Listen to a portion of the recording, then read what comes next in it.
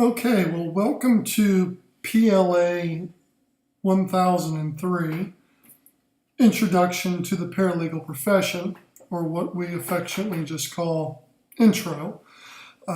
Sort of exciting summer semester. This is the first time we've offered Intro online in a complete distance learning format. So this will be a new experience for everyone. I wanted to briefly go over a number of things in this intro video just in case you are new to Canvas, you're new to distance learning, you're probably new to our program since this is the gateway course into our program.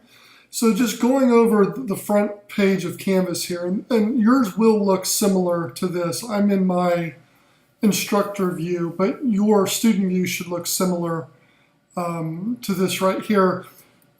Hopefully you've seen of course you found the watch first portion of the course because you're watching the video. So the course orientation video. The next module we have is the read first module. And we'll go into a couple of the pages here, but just very briefly, you'll find an introduction to the course, the syllabus and policies, not only for the course, but for the college, college accommodation and accessibility policies, as well as the technical requirements, where to go for tech support, and some tips for success. So briefly, let's just go into the syllabus page here, and you will see a lot of information starting with a link to the syllabus. Our course schedule, the semester runs from today, May 15th, until August 8th. And important to note is the add drop period ending this Friday, May 19th, as well as the withdrawal period ending July 5th. The difference being, if you drop the course this first week, you receive a refund. If it's after May 19th, anywhere up to the 5th of July, you can withdraw, but there will not be a refund. After July 5th, you may not withdraw unless you receive administrative approval to do so, and you're just stuck with the letter grade you've earned. We are a fully online class. With that said, the college is closed on Memorial Day and 4th of July, but I typically log in to Canvas every single day, often 2 or 3 times a day. Students always want to know about due dates. For this class, modules open every Monday, and work is due the next Sunday by 11:59 p.m. So we'll just back up here very quickly so you can see I've tried to lay it out in an easy to follow format. You'll see some preliminary activities that open today that you have until Friday to do. But then after that, when we get into these weekly modules, they run from a Monday to a Sunday, Monday to a Sunday, Monday to a Sunday, all the way through the semester.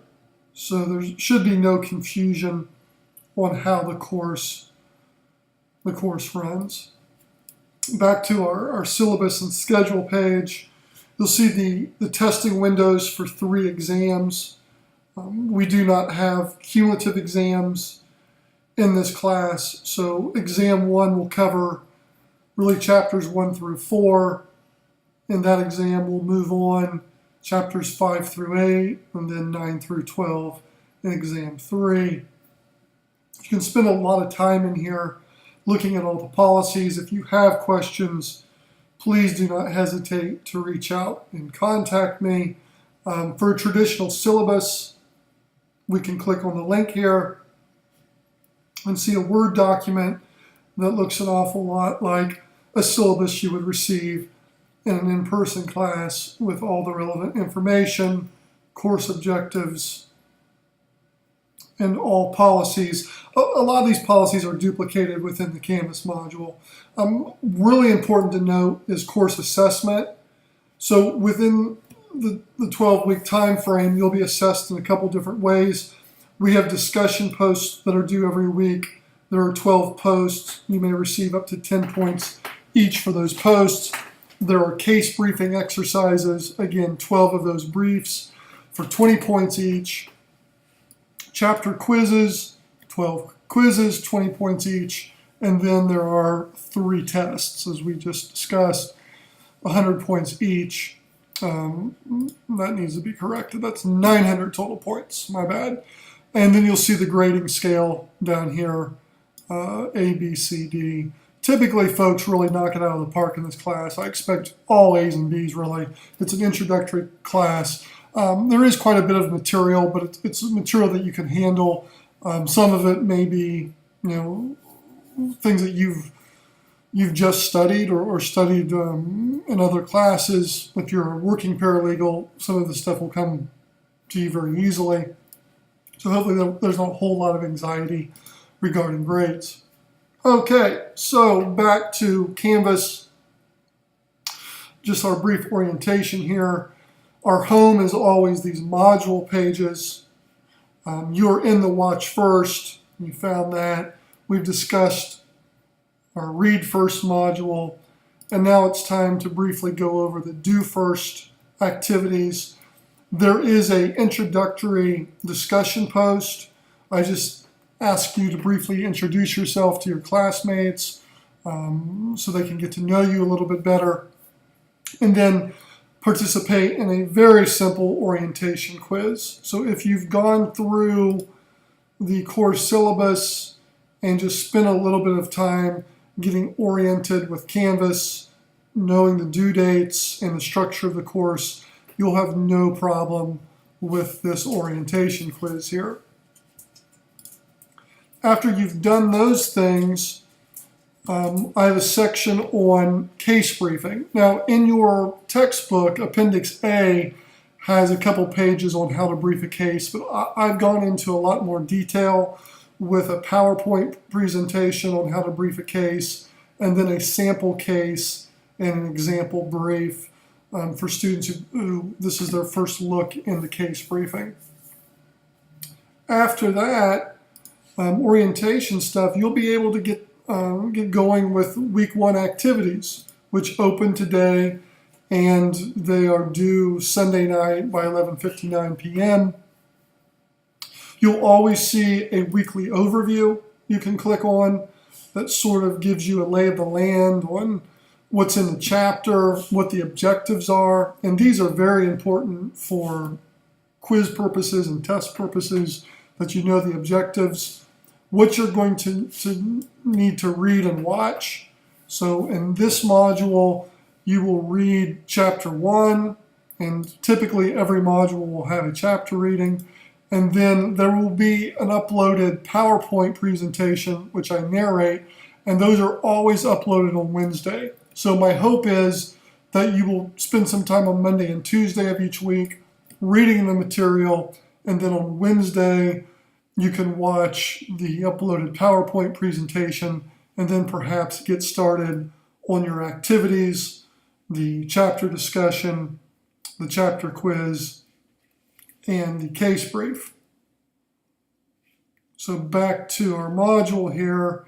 On Wednesday, you'll be able to open this up.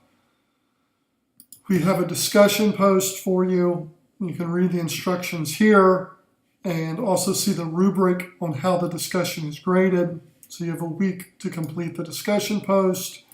And then the case briefing exercise, again, the purpose, instructions of the activity, where to find the case that you'll be briefing, and how to structure the case brief. And you'll know more about this once you go through the How to Brief a Case module.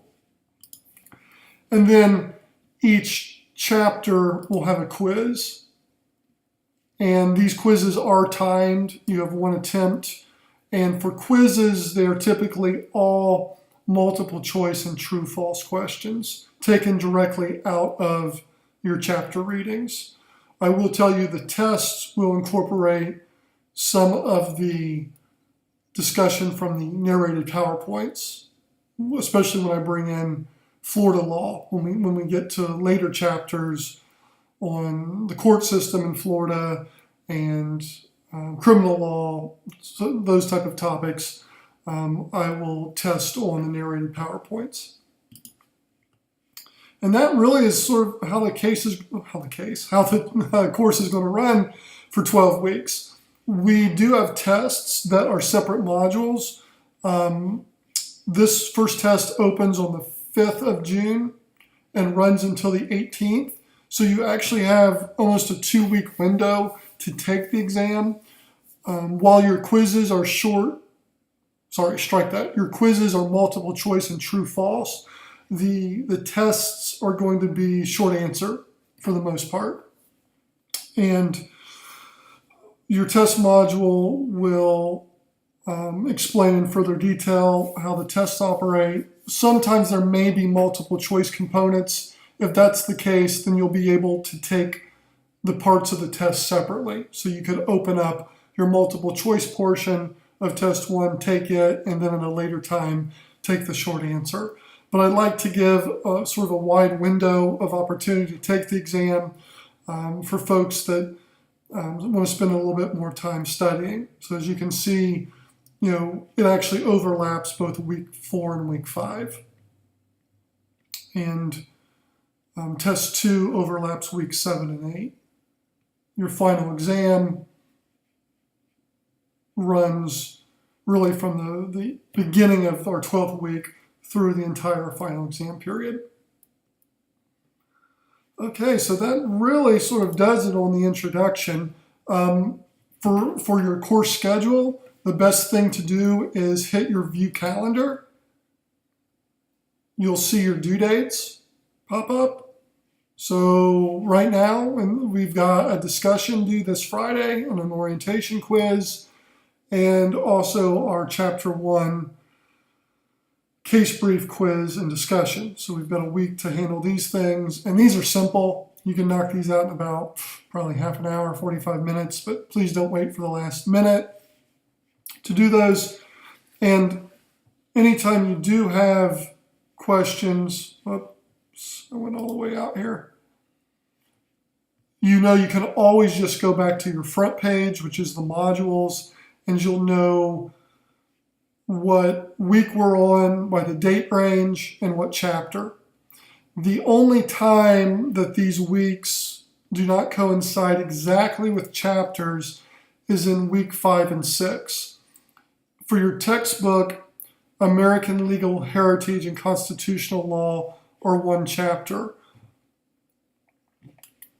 I've actually broken these apart and made them into 2 separate weeks so we can spend a little bit of time on these important topics.